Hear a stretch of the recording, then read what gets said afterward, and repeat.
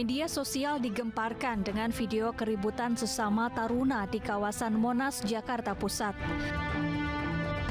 Aksi saling pukul ini viral setelah diunggah salah satu akun Twitter. Terdapat 3 video yang diambil dari lokasi berbeda, masih di kawasan Monas.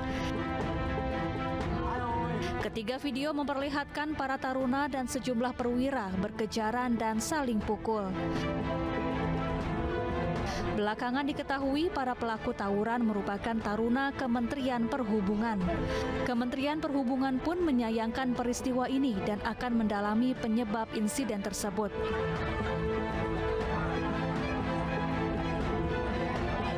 Sesuai dengan ketentuan yang berlaku, bahwa sebenarnya yang namanya kekerasan dan perkelahian itu sama sekali tidak bisa ditolerir. Dan oleh karenanya, Kementerian Perhubungan melalui Badan Pengembangan Sumber Daya Manusia Kementerian Perhubungan akan memberikan sanksi yang berat ya kepada para pelaku yang terlibat. Di saat yang sama kami juga sudah meminta kepada sekolah untuk melakukan pengawasan yang ketat agar insiden ini tidak berlanjut. Insiden ini terjadi setelah acara pelantikan terpadu perwira transportasi tahun 2022. Kemenhub juga menyatakan akan memberikan sanksi bagi perwira maupun taruna yang terlibat aksi saling pukul tersebut.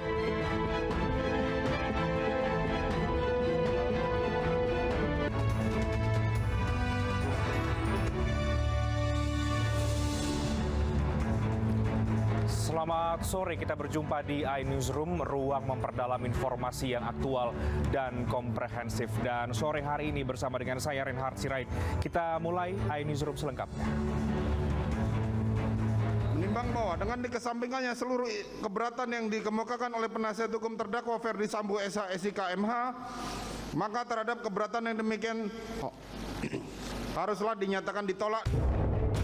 Ketua Majelis Hakim Wahyu Iman Santosa membacakan putusan sela terdakwa Ferdi Sambo dalam sidang lanjutan kasus pembunuhan berencana Brigadir Yosua Rabu pagi. Majelis Hakim Pengadilan Negeri Jakarta Selatan menolak nota keberatan yang diajukan Ferdi Sambo. Menurut Hakim, surat dakwaan jaksa penuntut umum telah memenuhi syarat formil dan material. Hakim pun memerintahkan jaksa melanjutkan kasus ini ke tahap pembuktian dan menghadirkan saksi-saksi di persidangan. Sidang dilanjutkan dengan pembacaan putusan sela terdakwa Putri Chandrawati. Sama seperti putusan kepada suaminya, Hakim juga menolak eksepsi istri Ferdi Sambo itu. Kuasa hukum kedua terdakwa menyatakan menerima putusan hakim dan akan fokus menghadapi pembuktian atau tahap pemeriksaan saksi dari JPU. Jadi apa pertimbangan-pertimbangan majelis hakim itu memang menurut majelis hakim sudah sesuai dengan KUHAP yang diatur oleh KUHAP. Jadi kami tim penasihat hukum saat ini untuk persidangan selanjutnya fokus terkait fakta-fakta yang akan diungkap dalam persidangan.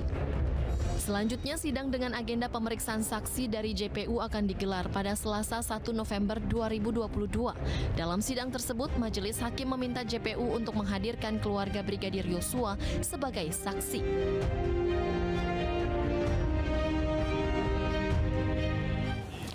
Sidang perkara perintangan penyidikan kasus kematian berencana Brigadir Yosua dengan terdakwa Irfan Widianto menjalani sidang perdana di Pengadilan Negeri Jakarta Selatan. 8 saksi dihadirkan dalam perkara obstruction of justice.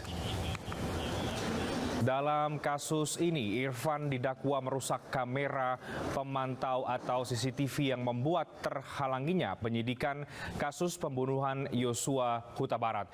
Perbuatan tersebut dilakukan Irfan bersama dengan 5 orang lainnya. Namun dalam persidangan di Pengadilan Negeri Jakarta Selatan Rabu siang, terdakwa Irfan kasus perintangan keadilan atau obstruction of justice membantah sejumlah keterangan.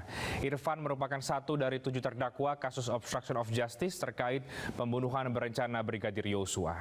Dan sempat terjadi adu keterangan antara saksi dan juga terdakwa.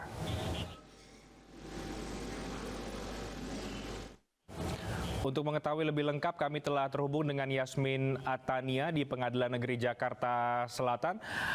Yasmin, selamat sore. Apa informasi terbaru dari PN Jaksel yang hari ini menggelar sidang perintangan penyidikan dalam kasus pembunuhan Brigadir Yosua? Ya, selamat sore Rehat dan juga pemirsa. Untuk sidang pemeriksaan para saksi dengan terdakwa Irfan Widianto kurang lebih 1 jam yang lalu telah selesai, yang mana tidak betul ada 8 saksi yang dihadirkan. Dan pada saat proses pemeriksaan atau memberikan keterangan dari para saksi ini, ada salah satu hal yang menarik perhatian, khususnya dari saksi security begitu yang bernama Abdul Zafar.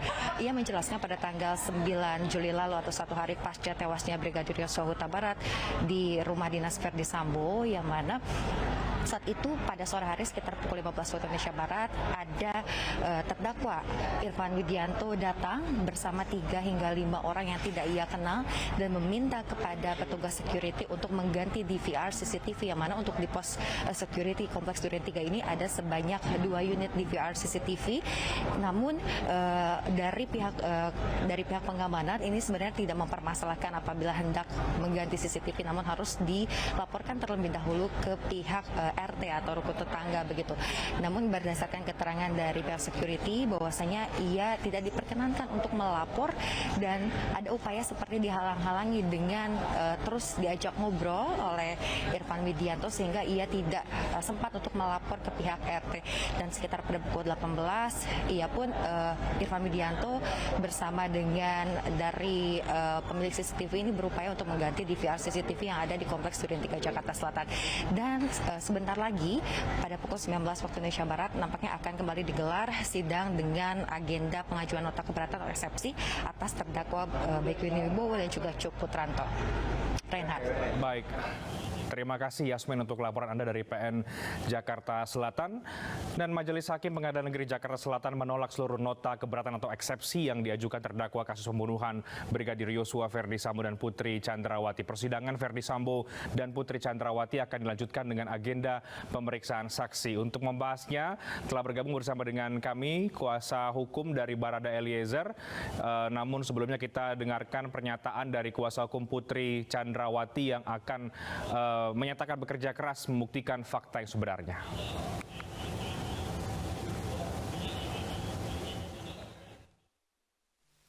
Karena kami percaya hanya dengan pengujian fakta-fakta yang objektif itu kita bisa memberikan pengadilan ini nanti bisa memberikan keadilan untuk semuanya, baik untuk korban ataupun juga untuk terdakwa dan publik secara luas. Jadi ini adalah wujud sikap kooperatif kami untuk menghormati proses peradilan ini, makanya kami ajukan permohonan pada majelis hakim agar lebih efektif juga sidangnya, agar digabung. Itu satu hal. Yang kedua, kita juga menyimak. Dan saya akan langsung sapa Bung Roni Talampesi, kuasa hukum dari Barada Eliezer. Selamat sore Bung Roni, langsung saja kita lihat ini keterangan dari Sambo CS ini kemudian cukup merugikan dari klien Anda. Bagaimana kemudian dalil hukum yang Anda siapkan sebagai kuasa hukum untuk menghadapi babak demi babak persidangan berikutnya?